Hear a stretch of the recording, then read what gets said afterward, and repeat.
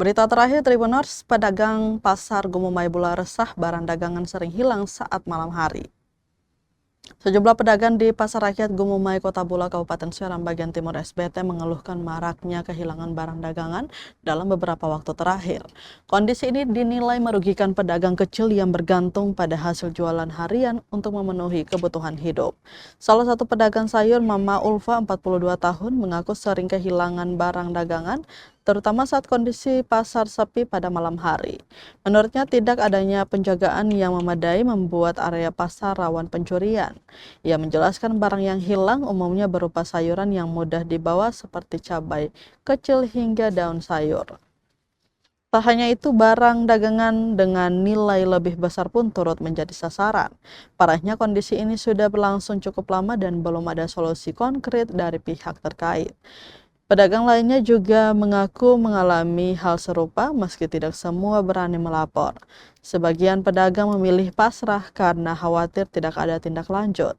Meski begitu, mereka berharap pemerintah daerah dapat meningkatkan pengawasan dan menyediakan sistem keamanan yang lebih baik di kawasan pasar.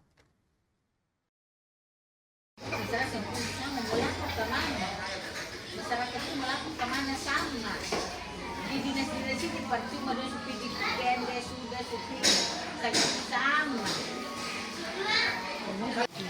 di kanton sama habis atau pencairan sentau uang kemana kita ini setiap bagi sudah bagus sampai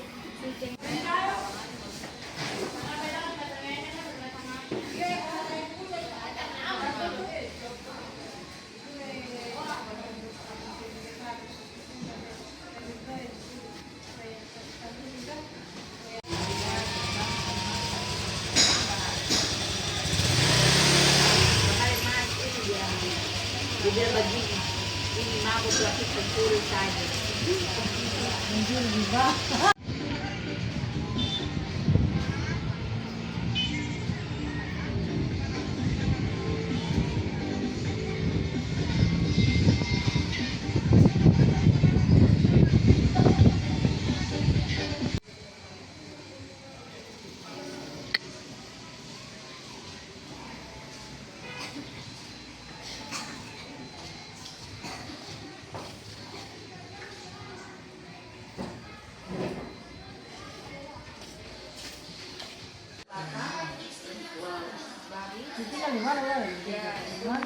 Sono. Hah? Sono. Sono di siapa?